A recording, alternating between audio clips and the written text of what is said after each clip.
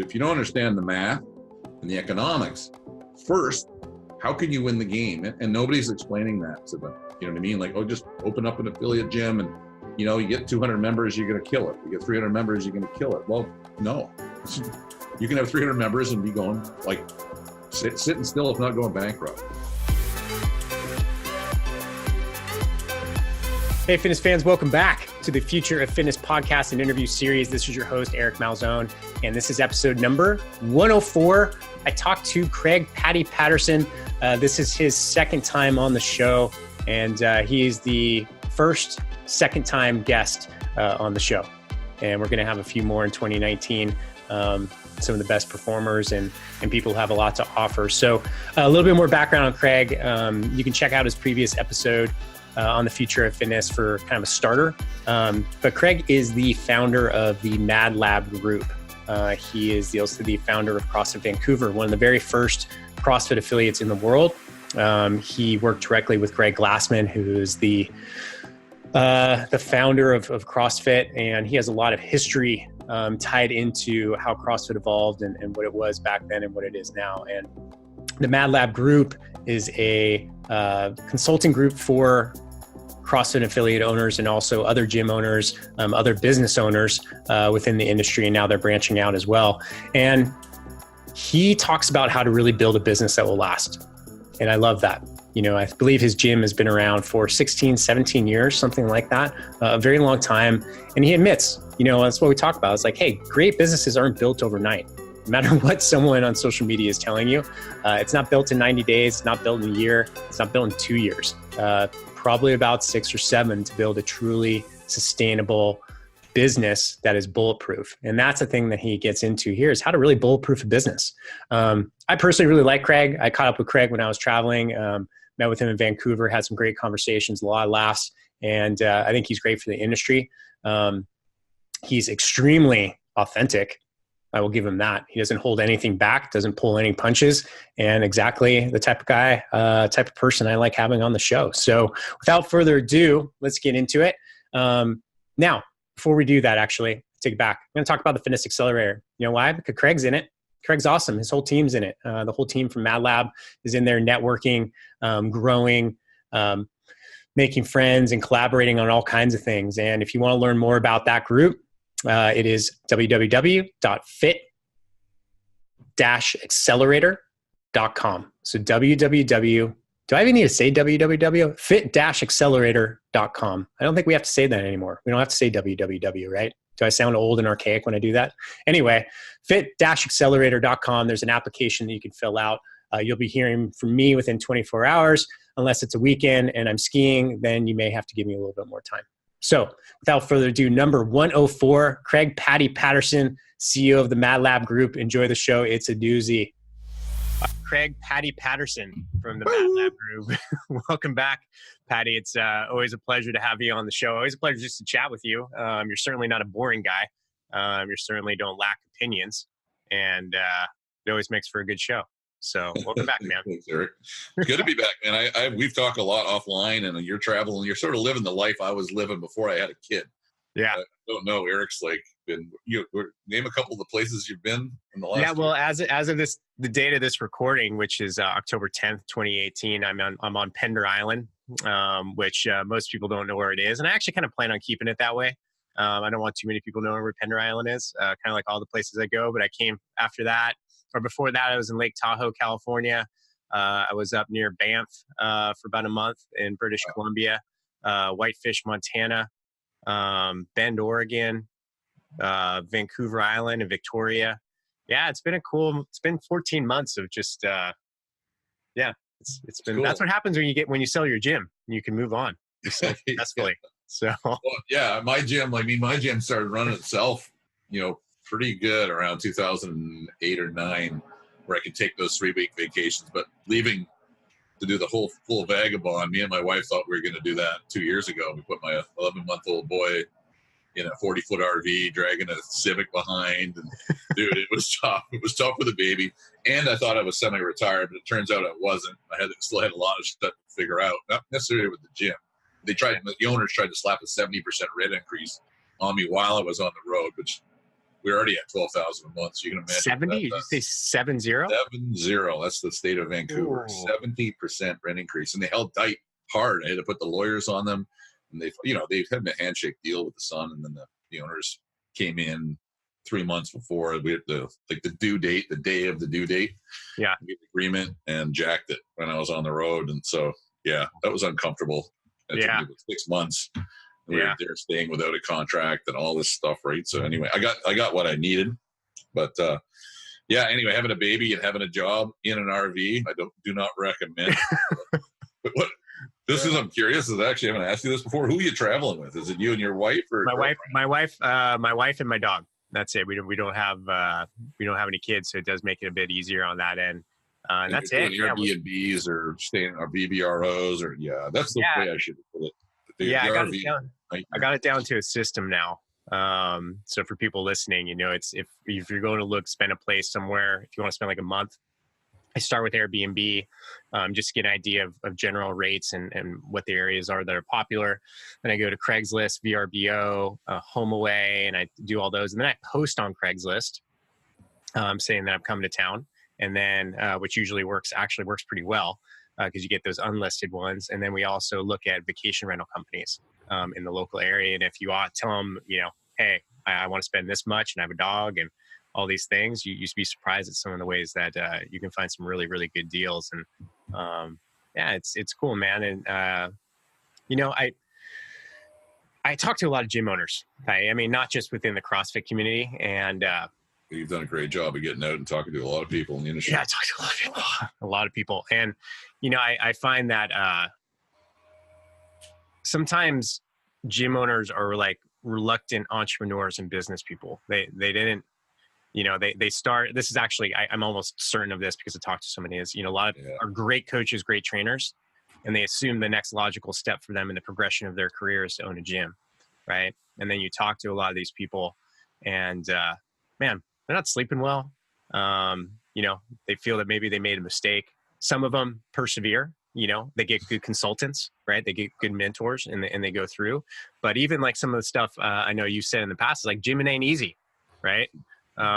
Which I think is pretty, but it's so necessary to our communities and to our culture and really the health of our countries. I mean, you're in Canada. I'm an American citizen as of the point of this recording, at least.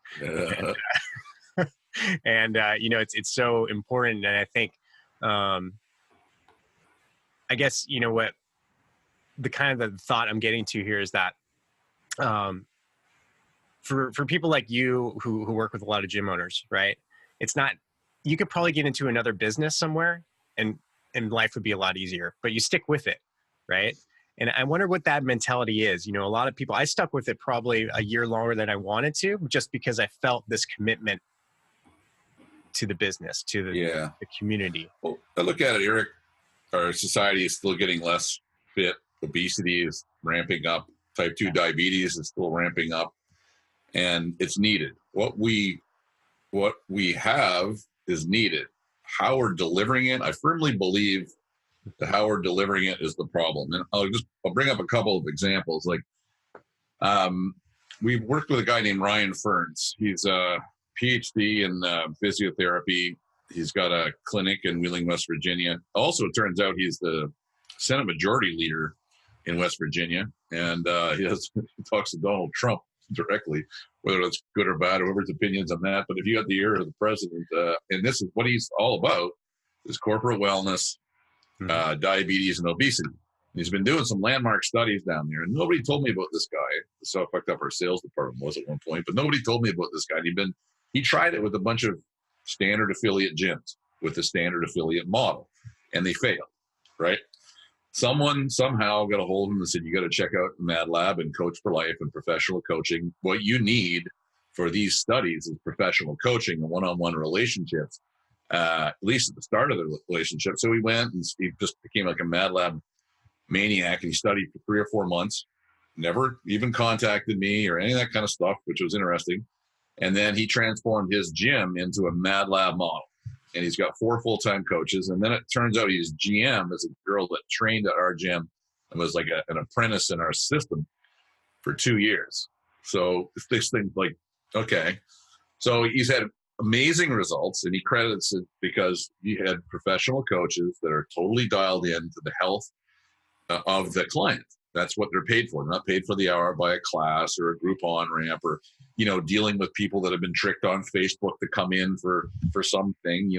It's a professional relationship. Yeah. And he's since signed this guy has got some really good connections in the industry, from healthcare to the insurance companies to corporations, and he signed an exclusive.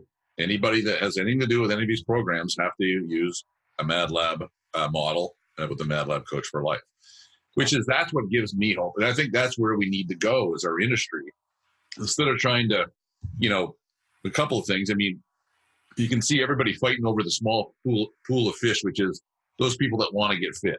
You know what I mean? Those people are kind of fitness fanatics, and everything's geared at kind of them. And then there's the trickery of getting someone to join your free thing and all this kind of stuff, where I just think we could be a lot more honest and forthright and what we're really trying to do. And if I look at what hasn't worked, if I look at it for 15 years, Eric, and I know you were a gym owner and I know you ran those challenges, it's the group on-ramp, I feel, is the bane of existence for the real, you talk about the owner burnout, and, that's real. I mean, I almost want to start a PTSD company for small gym owners, right? And it's because as soon as you do that group on-ramp, you bring in 4 or 5 people at a time. So much is lost right there, right? That one-on-one conversation to get to their pain. Why are you really here? Well, I've got this or that or whatever. Or, no one's going to tell you they got genital herpes in a group setting of 5 people. You know what I mean? That's what I like to say. So there's so much lost there. And that conversation alone, like the assessment and getting to the pain and the why and setting up a program for that person, so much is lost there. But what I can tell you is that's going to churn 70% of the people in a year on average. Better coaching and better systems can make it better. Worse coaching, worse systems can make it worse. And people want to doubt that information, but I looked at 1,600 gyms with Zen Planner over 2 years, and it was really simple. They would take 10 gyms, and I would say, okay, look at their website, look at their fundamentals program, right, and find 10 alikes.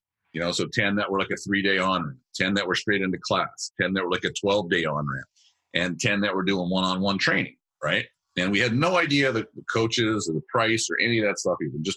We just took one variable, right, which is coach to student ratio. Okay. And you can see a graph that just went like this, where one-on-one, at the end of the year, it churned somewhere between 10 and 30%.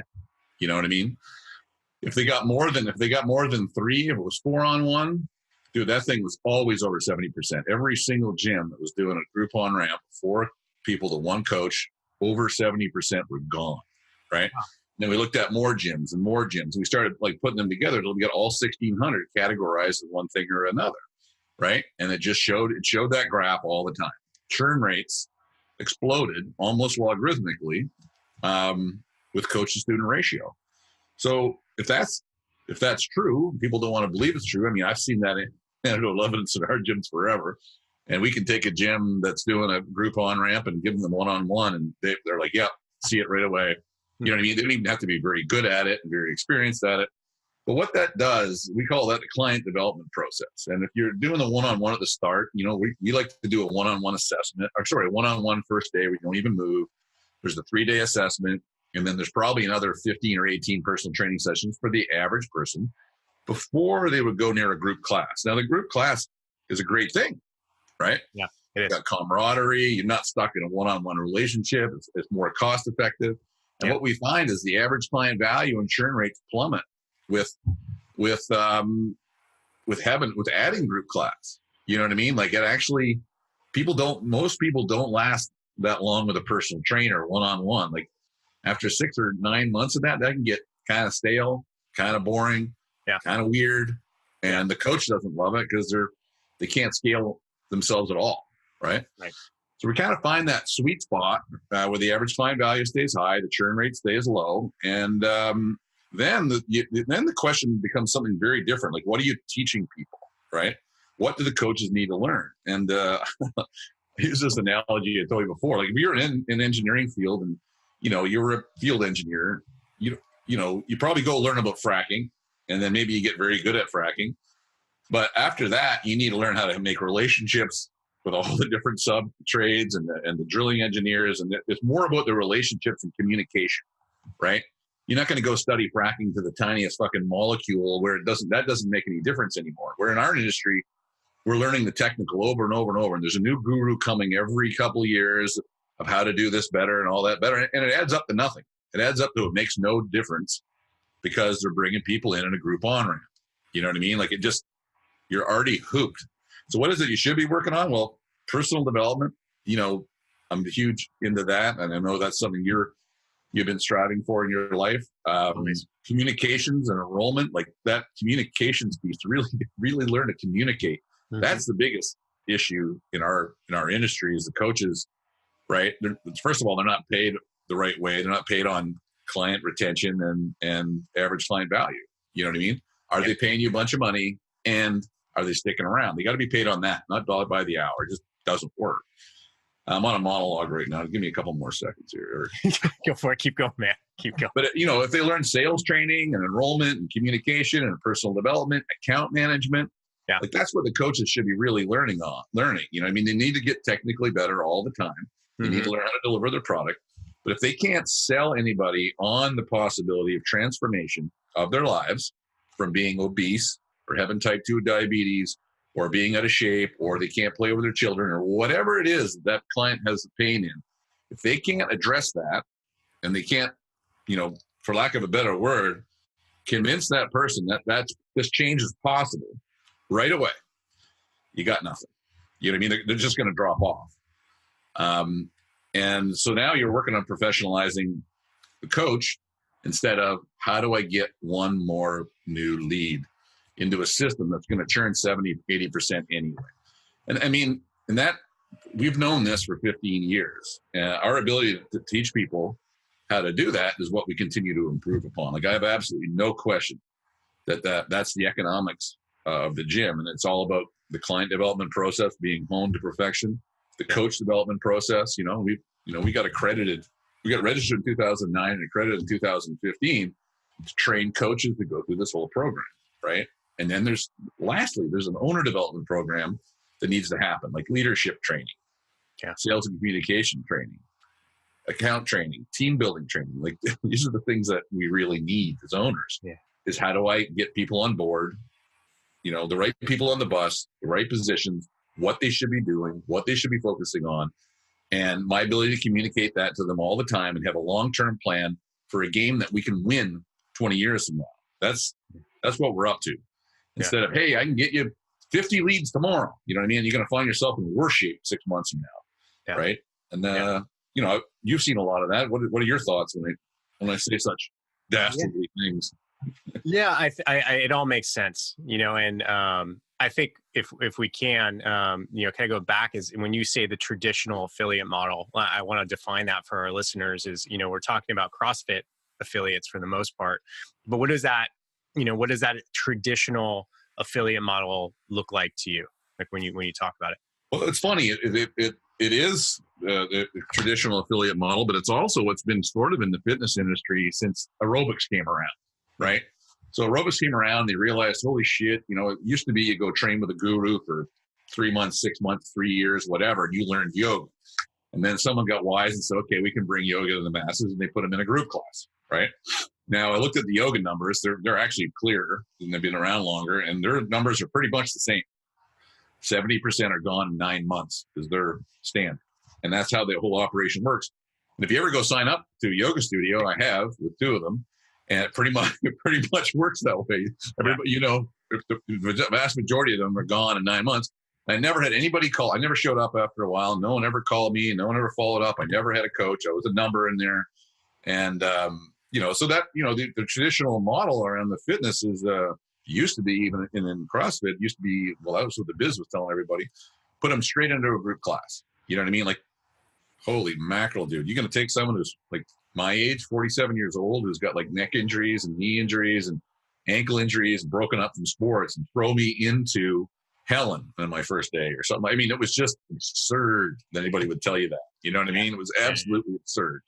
And then it became like the 3-day one. And then you see people on the weekend and it's like, oh, we'll come in and you learn all the movements in a weekend. And then the standard one kind of became like 12 sessions for like $300. And the Groupon one was like $20 for 8 sessions. And it was like, all of it set your business up for failure. You really had no chance to keep the clients around and have them pay an average client value that was then going to support your coaches sticking around and having a great life, right? Yeah. Standard now is still around the Groupon ramp, and it's slowly changing. I think we've had an impact. I mean, obviously MadLab gyms, there's a few hundred of us that are doing it, one-on-one. But I think there's probably triple that out there that have been listening to us and they're doing one-on-one, but they're doing like 3 sessions or 5. And you ask yourself, why are people doing it? Why are people still doing it that way? And why are they doing 3 one-on-ones instead of like 20? Yeah. If I asked you, why are people doing like the cheap Groupon ramp or even the semi-expensive one versus like what the answer is, like they don't know how to sell anything, or they're too insecure, or someone down the road is selling it for a third of that, or the CrossFit market has become commoditized and a race to the bottom, and they don't think they can sell in that, which is actually false. It's unbelievable how people can still sell value with that name on their door. I mean, having our own brand and having your own message of value, that takes time and it's awesome. But it's amazing, Eric. I mean, I would have thought it was possible, but we can still teach people to go, sell a 3-day assessment for $250 and then sell 10 PTs for another 800 or whatever, depending on the market. And they usually, with a little bit of sales training and some scripts and some best practices around it, they can usually figure that out in a few weeks. Right? Yeah. It's kind of amazing. Yeah. I thought that would just be impossible. But anyway, I don't know. This whole how CrossFit's evolved over 15 years is not shocking. At one time I thought, man, how can they keep on behaving like this and get rewarded? It kind of made me think that there was no God or something. Yeah. It's no higher power or something. It's coming back. I mean, everything's coming back, and I have an interesting vantage point because I do talk to people all over the industry. CrossFit's still my true love, right? Yeah, the fitness methodology changed thing forever. I mean, there's still something in there that I love, that I'll love forever. Right. The thing is, everything's changing so fast, and you see, things coming in the market like, obviously health clubs, the traditional health club, they're changing very fast. They're adopting a lot of new types of technology. They're still burning out the personal trainer at, $8 an hour. And, that churn rate's really high for the PTs in those models. But then you start to see things popping up, like ClassPass, the commodities of it all. And even there's one, talking to a gentleman who does Air Gym, where it's kind of like an Airbnb, but it's for people who, have, garage gyms. So people can find people in their neighborhood and they just rent space from a garage gym. So you're seeing technology kind of like come in and really change the landscape in a I would say a glacier way, but it's actually much faster. It's just coming in really hard. So I think where you guys are in a great position is that no matter what happens with tech or the commoditization of fitness, is that high end service is always going to be valued. Untouchable. It's untouchable. You know what I mean? No one can come in and figure out I have no competition in my market. Since I got my own brand, my own message of value, and figured out how to have our website and marketing and Facebook on top of my guys, to bring their own referrals, because the system does that. In town, the only thing I worry about, Eric, is rent. You know what I mean? Because Vancouver's out of control. And I make sure my guys are well taken care of and they're happy. And, my GM has done a great job. And all I do is about in a month, maybe it's a few hours a month. And, then there's time I hang out with my coaches because we're best friends. But that's it. And I have no competition. Nobody can come in and do anything with us at all. They can never compete unless they wanted to do the hard yards, the hard work that I've already done. Right. That's the thing that nobody, I shouldn't say nobody, the people I want to reach are the people that are willing to be honest and work hard. I can craft a really good plan for you that at the end of this, You got something that nobody can take it away from you. There's no new technology. There's no new marketing company. There's no new bullshit that can come and scrape it away from you, because everybody wants the magic bullet, and they're always going out to find the magic bullet. Where, if you're an independent business owner, let's be honest with you, how you can't compete on the commodity side whatsoever. Like, all it takes is one Globo gym to come in and offer those classes and pay a bunch of kids nothing, and that's it. You can't compete, right?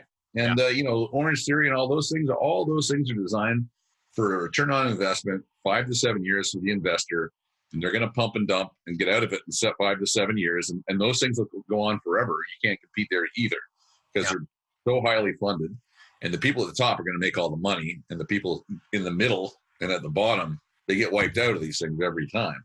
Yeah. If you're trying to compete with them on the bottom, I don't know if that makes sense or not to the average listener. Yeah, it does. Right? Yeah. You can't compete there. The only place you can compete, and Greg always said this, and this was always the idea of CrossFit, is you're going to have an independent gym that nobody can compete with. Well, if you're doing group on-ramps, anybody can compete with you. Anybody can do that. Yeah. So you put yourself in a market position that you're a commodity, and it's going to churn, and that's the game. Like, if you want to play that game, then people can say, it sort of works, but you're going to be putting all your resources and all your energy into churn, finding new clients and finding new coaches, and that's the game all the time, right? And that's not much fun. Yeah. Just that for me, like, every client I lost when I was training people fucking sucked. Every coach I lost was that was like a 3-month. Some of them I still haven't gotten over. It's like 6 years later. Yeah. You know what I mean? And I'm like, I run into the person and we have to have a chat about it. And there's still some unfinished communication there. But I mean, I had fired one guy in 15 years, and I had one guy leave in a bad way, and we were best friends. And I think there's still a miscommunication. But that's the hurt that I got. But if you're churning and burning all the time, maybe people are just stronger than me, or their hearts are more scarred over than mine, or something. But I mean, that game, Eric, you played that game. Like, how tough is that game? Right? It's hard. I mean, every you put a tough face, but every time a client left, especially, there's a period when, in my personal life, things got really hard. And then at the same point, someone opened a gym, within a quarter mile of me, and started offering my clients, 2-for-1 deals, and people who literally were at my birthday dinner a week before left the gym. Yeah. Oh, that hurts. And that hurt so bad. And I was like, God, but every, even before that, that was I felt like a huge chunk of my heart was just taken away, and all I wanted to do was get out of my gym and just not be there anymore. And that's a problem. Right. But I think, it's still before that, every person who left, a little bit of you goes with them. A tiny little fragment of you goes with them over time. And so it's especially if you care so much, I mean, if you're an owner, you have to care because it's your livelihood, right? It's how you pay your mortgage. It's all these things, but you really do, in a community oriented gym, which, CrossFit affiliates are probably the most, that's probably the singular characteristic that people know about it. Like Ken Andruko, up in Calgary, with his gym, CrossFit Reebok Ramsey, I talk to him all the time. He has, beer Wednesdays, right?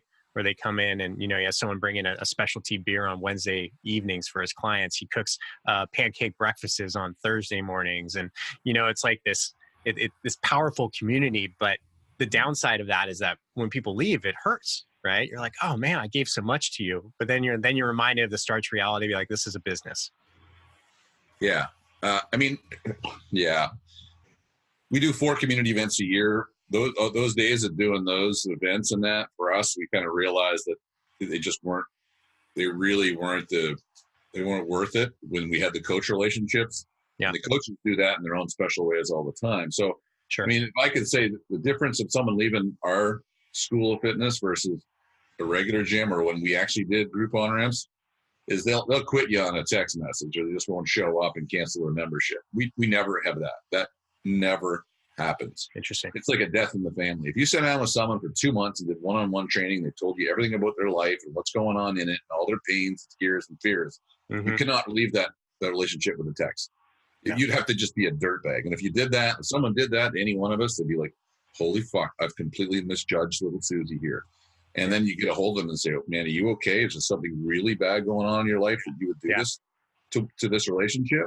And that'd be the only time. Like anybody that ever left me, we sat down and had a coffee about it minimum.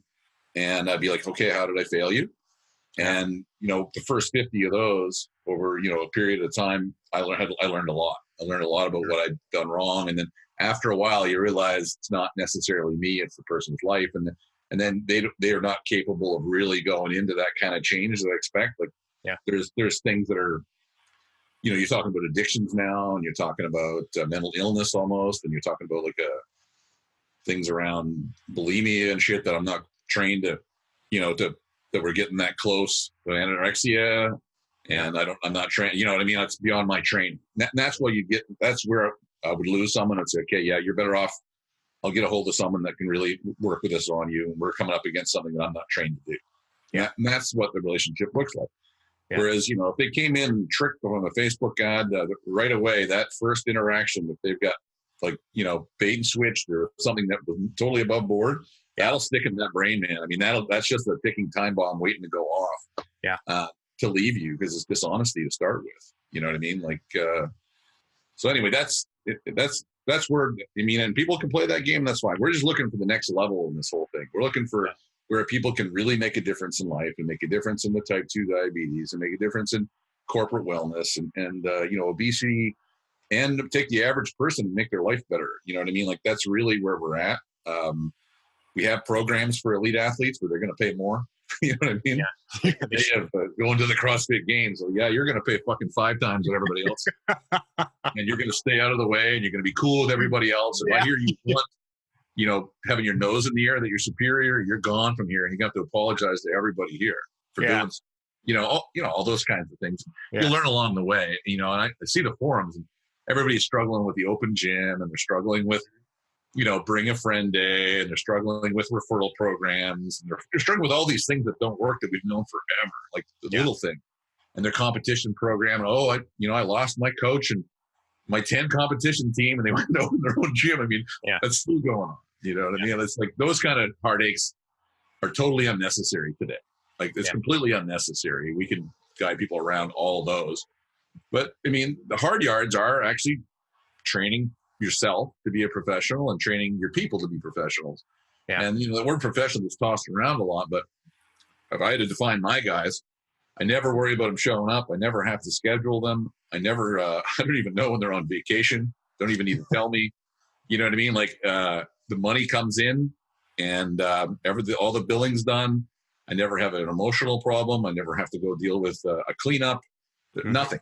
It's all completely taken care of. And each one of my coaches is his own individual business unit working in a co-op with the others. And the only scraps we have are every now and then some lead comes in through some way and it's missed. And it's like, shit, I went to high school with that guy's sister, dude. And you find out 5 sessions in that someone else is training them because they hadn't asked all the questions, or an apprentice who wasn't properly trained in the asking of the questions to find out how this person came in. That's really the only, and that happens about once every 6 months to a year, where it's like, people are up in arms. And other than that, it's a great business. As a gym owner, I couldn't think of it. I just wouldn't play any other game, and I don't think there's any better gym on the planet than our school here. And I'll put up the numbers against it. Our ability to teach everybody else in the MadLab Group just gets better. So that's. If I look at this whole thing, it's just, I know when you got out of the business and you've done the scraper, the challenges there for a while, and you're left pretty much done from the whole thing like that. It's too bad. You know what I mean? There's so many of the gym owners that they'll rather fold than actually come and say, okay, hey, what are you doing over there? And then, the pain of being a gym owner with the wrong systems, it's a desperate thing because you just can't see your way out of it. I don't think. Can you speak to that at all, Eric? I feel like when I sold the gym, it was at a high point. So I went through and I hit up the 6-week challenges. What happened? My particular story is I expanded. Right, I'm like, okay, now I gotta put some heads in beds, right? And you want to believe that it can be as easy as a 6-week challenge. 6-week challenges can be very useful. I do believe that if the tactic is used within the right strategy at times. It'd be fine if they came in one-on-one, but as soon as they come in with the group, there's a tragic situation waiting to happen. Yeah, well, I think if you have one-off programs, like I was looking to build a program of my Legends class of people 50 plus, and it worked really well for that, because I could tell you that not a whole lot of people came in through the challenge, but it enabled us to get it started. Like I had nobody, I had a 3 o'clock class time that I wanted. You're almost doing personal training there. So you're getting to the bottom. Yeah. It looks certain. Yeah. That's why it works. Yeah. It worked well because it came in small numbers. Right. Yeah.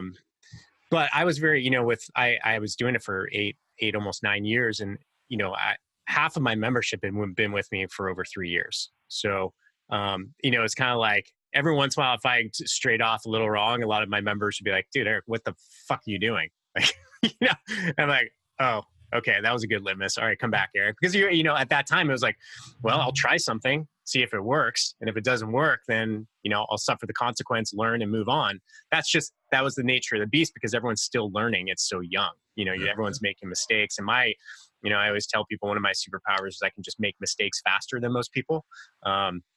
And therefore learn from it. So I still had a really solid base, of people within my gym, of 100 to 125 members. And then it was always that incremental piece that I wanted to get to.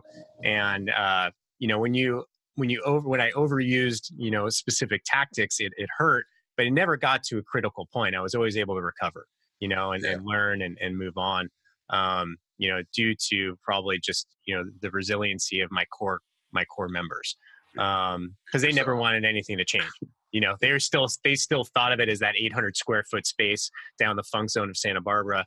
That was, dirty. There was you had to watch out for hypodermic needles as you're running the 400. There was an occasional meth fire. People love that, right? That feeling, and they still had it in their hearts. So that was something that I had the benefit of. So I never got to that critical point. And, one of the questions I have that keeps coming to mind as you're talking is, how many members do you tell a gym that they actually need? If they do it the method that you're saying, right? They built up, they do the hard work, right? Over time, how many members do they actually need to run have a good lifestyle and run a successful gym and have, all of their coaches be fed well? Like, what's that target number? Or do you have one in mind? No, I mean, we don't. First of all, we tell people don't ever judge memberships. I've seen gyms with 900 members in it, 500 members, 700 members that are not profitable and that are tire fires waiting to happen. Right. What I say is a professional coach can train comfortably 50 to 60 people. And by then they're in a hybrid membership where they see their coach once a week, all the way down to once a month. So if we standardize everybody, we said, okay, you got 3 years to build up to 60 people, and we're going to do that through a lot of personal training. And, so the number is 60 people. They see their coach once a month. It's a $300 a month membership. Right. Some markets, it's way more. You go to Sydney, that's like $500 a month, right? Yeah. If you're summers in, Florida or something like that, maybe that number's $249 a month. You know what I mean? So if I standardize it, let's say it's $300 a month, right? Times 60, the gross revenue, that's $18,000. Right there, one coach with 60 people is more than, I would say, 80% of the CrossFit affiliates out there today. One coach. Yeah. Train that coach to be a professional, just to look after 60 people with a high-end service, average client value 300, churn rate, let's say it's 20%. Most of my guys at that stage would be 10%. So they need to find 6 new people a year on the low end. On the high end is 1 new person a month to kind of replace their churn. That can happen completely naturally and normally. And for most of my guys, that's how it works. But here's the number: 60 people, 300 a month. That's 18,000. And, they're going to get somewhere around 43, 44% before taxes. So I'll go 0.44. I think there's probably some variable costs are coming off of there. That's 7,920. I'm going to say 7,500, right? And my guys are they're independent contractors. They set their own schedules. They basically run their own show now. And in some states it would be employees, and you have to figure that all out. But there's basically $7,500 going into a pot that goes to that coach, right? Yeah. If you got to pay employee tax, or if you got to pay them as an employee and all that stuff, it changes the number somewhat, but it changes the benefits as well. And for that, they're working 7 group classes a week and 10 hours or to 12 hours a week in personal training just to take care of those hybrids. You know what I mean? That is a good life. Yeah, it is. If you get there, like I got 5 guys that are there right now, and I got a part-time girl, Emily, that, you know, she probably does half of that with half of the effort, you know? Yeah. That's sustainable. And then they get 4 weeks of semi-paid vacation, and they get holidays off. They get a 401k program. Anything over 20% EBITDA, I get back the bonus, right? And that's their you know, like Tom had $2,400 last year towards his 401k, you guys would call it, you know, and that creates a long-term stability. Whereas if you just say how many members you got without qualifying it, you're probably in trouble. You know what I mean? Like you want to have the average of 6 numbers that I really worry about. Number 1, average client value. Number 1 is churn. What is your churn rate every year? And that starts off, I got 100 clients now. How many of those 100 are left a year from now? Industry average is 70% churn, 30% retention. That's what we're dealing with. And that's why we have all this turnover, and all these fads have to come and go, and all these new gurus have to come and go. And it's because of that. That's the reality. That is reality, right? Yeah. So, you know, if you get an average client value, so they're paying you quite a bit of money and they're not leaving, probably good. The coaches can now have a wage where they can stay in the industry for 20 or 30 years, raise a family, own a home, take vacation, have a fucking normal life. You know what I mean? Yeah. Like coaches in our industry, fuck, dude, does that look good? How many people are sticking around in their 40s and 50s and have a good life? Nobody. Yeah. It doesn't exist. I got 3 guys in their 40s that have been doing it for 12, 13 years that make that 80 grand a year. Yeah. You know, some years it might be 60 or 70, some years it's 100, depending on where they're at. Like T-Bear took 7 weeks of vacation this year. He went to fucking New Zealand. He went to Italy. You know, that's my oldest coach. You know, he got married. You know, he's been there 13 years, and that's what a good normal, I guess a normal, decent life should look like. And I just don't see it anywhere in our industry. Everybody wants to argue and fight with me that the problem isn't the group on-ramp, and it isn't the marketing to get them in the group on-ramp, but they have no results to show anybody's having a good life in that. Yeah. Marketing companies having a fucking good life in that, right? Yeah. So if someone is, they adopt, you know, your model, and they put, you know, good, consistent hard work at it. Yeah. How many years does it take to get to that success point of, you know, let's say having 3 successful coaches, and having that model? What's a realistic time frame for that? Well, if you're to get to where my place would be at, I would say 10 years is probably a realistic one to get a real good gym. You know what I mean? 5 years, you could do some really interesting things, I think. To think you're going to get there in 6 months and 9 months, and I'm going to spend $10,000 a month in Facebook ads, and then 3 years from now, my gym's going to be worth this. Those prognoses, no, it's not. That's just not it. Like, that's just not how a good business really works. You know, it's going to take time. And I like to say to people, okay, we're going to set up your, 3 month, 1 year, 3 years. Like when we meet with them, the first time we sit down and consult them, that's what we're going to set up. 3 months, 1 year, 3 years, with an eye to 20. Right? This is where you want to be 10 years from now, 20 years from now. So you're fucking bulletproof, bro. You know what I mean? Like, it doesn't matter what happens in the market or what changes or what goes on. These are the issues you're going to have to deal with, and this is what we're going to focus on. And then you're untouchable, right? I mean, that's a business you can win, and it's not easy. And we've had lots of people not be able to do it. And I would take partial responsibility for that, because we didn't have professional sales training at one point. We didn't have professional leadership training. We probably didn't know how all the numbers work and what, they got to go to this step and that step and that step. And there's a lot of good people that somewhere along the line fell off the train, because, and most of them, if I look at the vast majority of them, they didn't stick to the long-term plan. We probably didn't tell them the long-term plan. They didn't have a long-term plan. And they made one crucial mistake, which was usually, I need a few clients. I'm going to try a challenge. That started about 3 years ago. And, especially the absentee owner who he's an armchair quarterback. You know what I mean? He's not even in the city. What can he do to affect it? You know, Right. he's going to do things that, you know, let's put this challenge in. As soon as you do that, really bad things happen to your gym. And there was a lot of good people that did that and didn't quite realize it. And I probably couldn't explain it as well as I could now. We didn't have lead gen. We didn't have marketing stuff. Like, we've been evolving a lot too, Eric. I'm just 100% convinced on what the economics of the gym are, and the game that you can win, and the game you got to play to stay in this industry. I'm here 15 years, and I think I have the best gym on the planet. I'm willing to put that number out there to anybody, you know, by the 6 measurements. But it's no magic pill. It's a long, hard, slow thing, but it's rewarding because you do change people's lives, and then you can affect the diabetes and the corporate wellness, and you know, you can get to all those places that I think our society really needs, right? Yeah. Well, it's what you're saying, 10 years, that's a tough pill to swallow nowadays. You know, people want everything really fast. And I think that's something that, and I say that because I have to look at myself sometimes. Because when I sold my gym, you know, I had talked to James Fitzgerald, who mentored me for, you know, a long period of time in business and fitness. And he's like, all right, Eric, it took you 8 years, 8 or 9 years to get a successful gym built up. Now you're starting off on this new venture in the online space, you know, of consulting and podcasting. He's like, it's going to be another 8 or 9 years.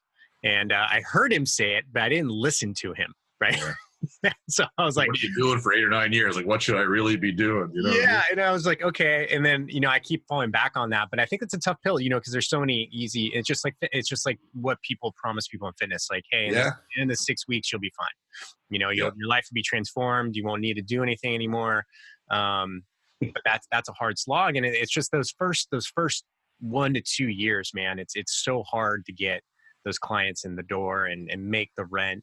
And, you know, you have to pray you have enough runway financially, or, you know, it's just, I guess that's any business though, right? Could be a fucking bakery, right? Yeah. I mean, that is business. And what I can say to people is if you can figure out, we can teach you, and you can figure out how to sell a high-end service right from the start. You don't have those struggles as much. You don't need to take as big a risk.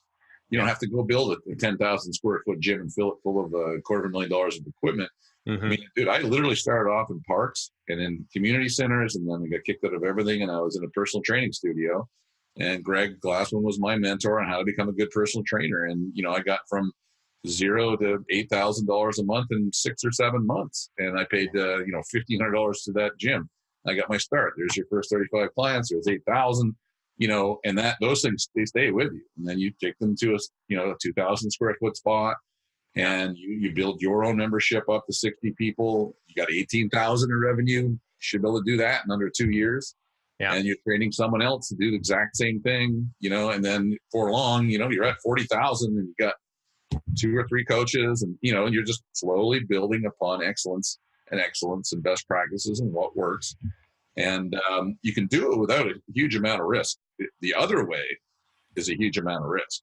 Yeah. You know what I mean? You get this big thing and you try and fill it full of people, and that's a scary place, right? Well, you know, you think about if someone has a 10-year plan. Well, number one, some of the most successful people I've ever talked to plan in 10-year increments, right? Like those are the people who are truly winning. But I find that even if I have a 10-year plan, even if I have a 3-year plan, I sleep better at night. You know, maybe the finances aren't in order. Maybe the bank account's not reflecting what the success will look like yet. But having that, I think, is really, versus the other case, it's like, okay, I just lost 10 members. I don't know what the fuck I'm going to do now. I'm going to wake up and try to figure it out, right? Which is the latter is what most facility owners, it doesn't matter if it's CrossFit, if it's a PT studio, if it's a, you know, you name all the different kinds of Strong First, you know, whatever it is, it's that lack of a long-term vision that I think ultimately really releases stress and allows you to do your best work. Let's put it that way. Totally. I mean, if I think, you know, we have a course called MadLab 101, which, you know, it's $97. I used to charge $1,000 for this thing, and it kind of shows the economics. It teaches people this is what you're getting into if you're opening up a gym, or if you already own one. This is the truth. These are the economics. These are the facts. You can't get around them. So you got to play with inside. If you don't understand the math and the economics, first, how can you win the game? And nobody's explaining that to them. You know what I mean? Like, oh, just open up an affiliate gym and, you know, you get 200 members, you're going to kill it. You get 300 members, you're going to kill it. Well, no.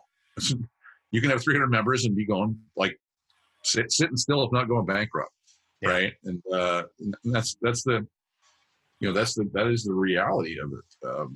You know, every time I hear people say that about, you know, the scary place, I've been in that scary place a few times in my life, and it's not much fun. I mean, if I look at MadLab Group, this is for 5 or 6 years now, and we didn't know how to bring in clients or retain them or anything virtually. And I went through all the same mistakes and tried to scale it. And no humans are going to talk to you, and you know, we're going to get 1,000 gyms, and just the whole thing just runs itself without a human. That didn't work. Yeah. You know what I mean? We had to really get humans in place and train them up and have them be the coach and the one-on-one guide for the gym owner. And then now we've had to do it for the coaches too. We thought you could auto coach it, or, you know, it's all bullshit. If you don't have a human that's actually figured out how to make $100,000 a year as a coach, if you're not talking to that guy, it's going to be a lot harder for you. Yeah. You know what I mean? Like, all my guys had me to talk to, and then they had themselves to talk to. And then, you know, now we got this network of 300-400 coaches. And we, for a long time, we tried to do it with, you know, just software and just courses, you know, and a lot of guys don't learn that way anyway. So, you know, I relearned all the same principles that worked in the gym, just works in life. It works in like MadLab Group. We've had to go back to the drawing board 5 times. And it just keeps on leading us back to our 8 laws of gym. And it's the same thing. Like, you know, you need one-on-one training and mentorship, and then you can get into a group and you know, this kind of stuff. Yeah. Well, you're building businesses. You know, that's the thing. It's a business. And, you know, I always use this analogy because I was a swimmer growing up. And I had this coach who said this one thing to me that just stuck in my mind so strongly. And it was, you know, Eric, there's great swimmers, and then there's great athletes who swim. Right. And I think when you look at like gym owners, there's people who are just really good. Maybe like they wouldn't be good at any other business outside of fitness. Right.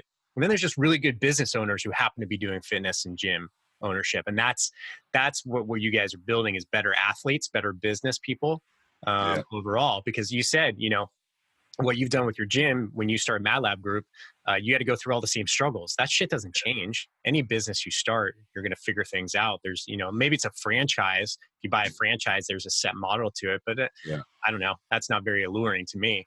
So I see it might be. If I do something again, I don't think I want to figure it out from scratch like the last. I had an engineering business. I figured it out from scratch, and that was like literally took every minute of my life for 4 years. Sure. And then the gym took me about 7, 8, 9 years to figure that out. It took every minute of my life. Yeah. And then this one, MadLab Group's taken every minute of my life. It's only now I think I got the right people and the right systems and the right processes in place that I can finally breathe. And I got a 2.5-year-old son that I kind of want to be with a little more, and my wife. You know what I mean? Like, I don't know if I could start another one from scratch here. I think if I really needed a job, or some people need something to do, I think I can just go surf and golf and be fine. But the franchise actually doesn't sound so bad. Yeah, it doesn't, right? I always think about that too. Talk to you in 8 years for how far your thing you're developing goes, but it looks like you're doing great over there. Yeah, we're doing all right. So, one last, because I wanted to cover this topic before we let you go here. Is there, the announcement with Glassman, right, and then the changing of the games and the his refocusing on the affiliates and having 150,000 affiliates globally, I think was the quote that he wants. Give us some of your take on what's going on with the top brass of CrossFit HQ and what people need to know. Well, I mean, I think I told you this earlier. We just did the prep for this. It was like so many people have asked me that question. Sure. That I've come up with a positive answer.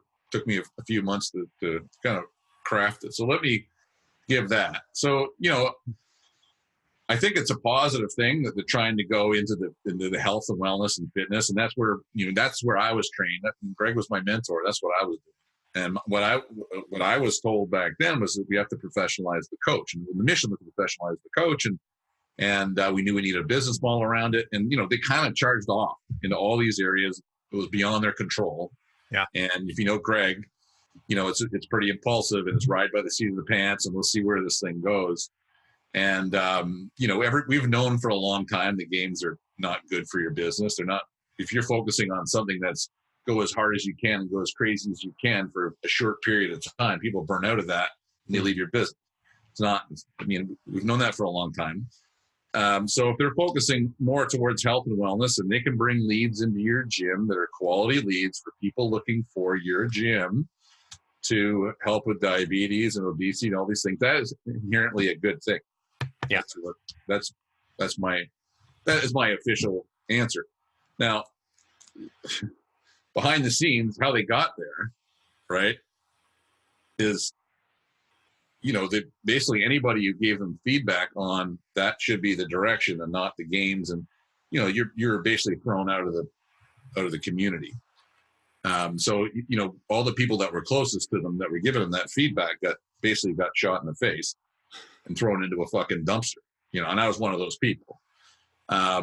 So, is it too late? Will 150,000 affiliates help me? How does that help me if my brand is, my brand is whatever? Let's say it's fucking, my brand is Gym and Juice, right? Yeah. Okay, we're going to open up 10 right around you. How does that help me? Can anybody explain how that helps me?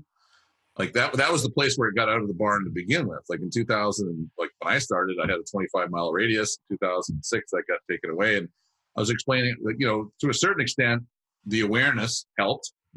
Yeah. And that, got someone came from Colorado and I was just visiting Colorado. I lived in Vancouver and, it was CrossFit there and they told me to come here. And that was cool.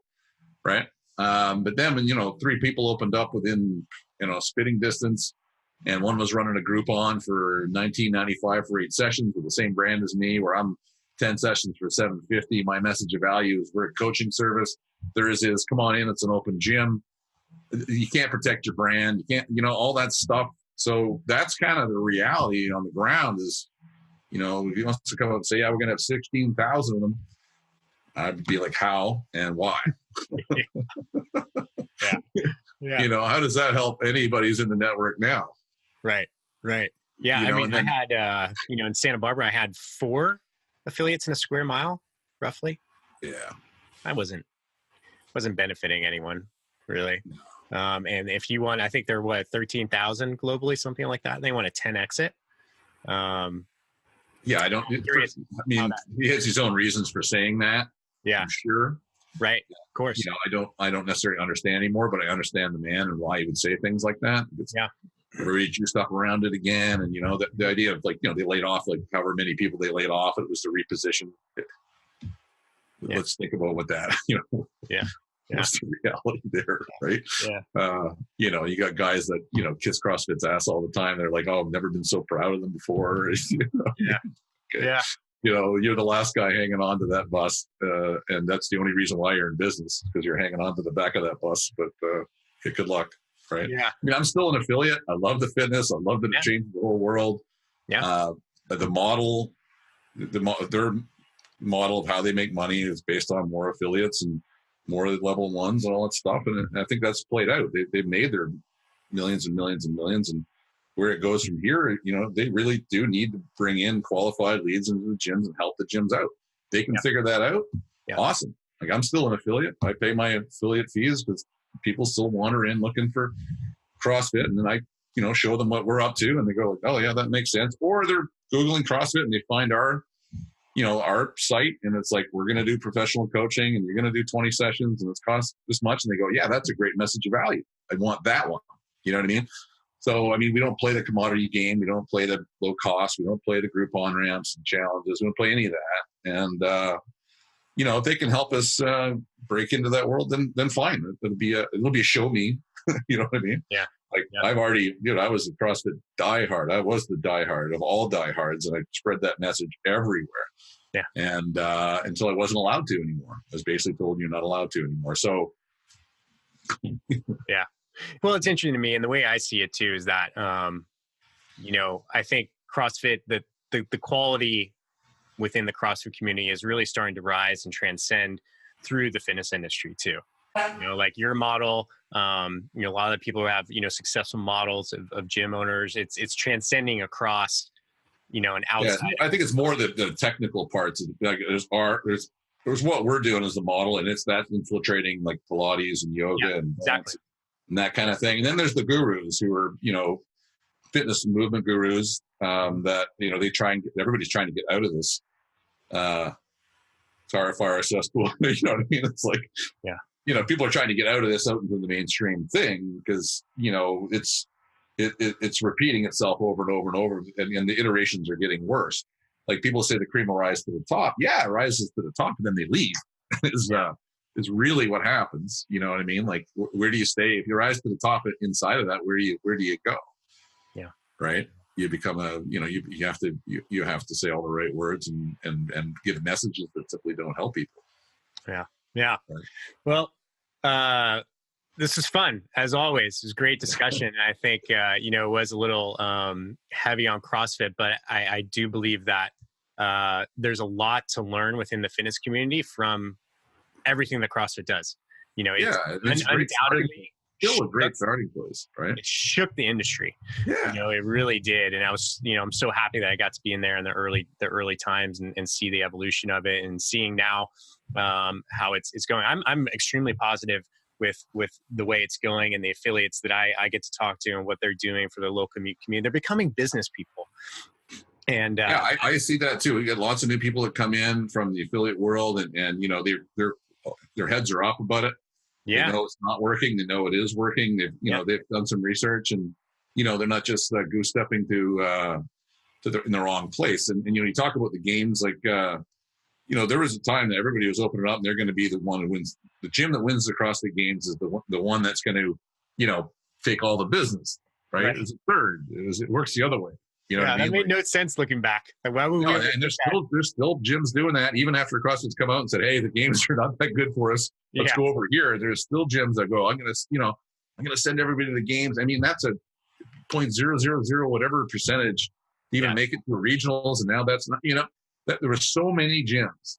If I say one thing positive with coming out and saying that, there were so many gyms that played that game to their destruction, right? For them to come out and say, "Hey, that's not." Really shouldn't be the focus. We should be over here. That's a great thing. I think that was, if I had to, summarize one great thing about it, it's great for them to say that, because that is the truth. Yeah. The people that were saying it 5 years ago didn't get treated so great, having said it. But they learned the hard way, and maybe that is the libertarian way, or the way of the world, right? You just nothing but results, Yeah, things will figure it out. Yeah. Awesome. Well, Patty, thanks for coming on again, man. It's always a pleasure. And I have a feeling we'll probably do this again another 6 to 9. So sounds good. I really like what you're up to there, Eric, and I'm excited to join your network and meet some other, I know you got some other really cool people in this industry. So I'm looking out for them. And your guy in Calgary, I'd love to meet him. Yeah, I'll introduce you guys right after. Awesome, man. Awesome. All right, man. Thanks, Patty. Talk soon, brother. Thank you. Hey, fitness fans, don't leave yet. It's your host, Eric Malzone, and I have a quick favor to ask. Actually, 3 favors. So, number 1, if you're a fan of our show, I ask you to do something that takes under 3 minutes. Go to iTunes, please, and subscribe to our show. Please, please, please. It means so much to us. It's so important. And then give us a favorable review. We would really, really appreciate it.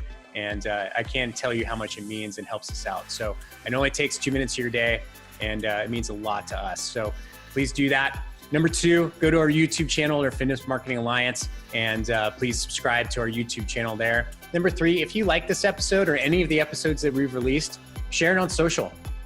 That's huge. That's a big deal for us. And we put a lot of work into these episodes, trying to give you great, actionable content for the fitness industry. So that would mean a lot. And that's it. So we have some big plans coming up for this show. I'll be talking about that in the next couple episodes, but thank you so much for listening. It means so much. And if you have any questions, please reach out to me. I'd love to hear from everybody. Eric, ERIC, at fitnessmarketingalliance.com.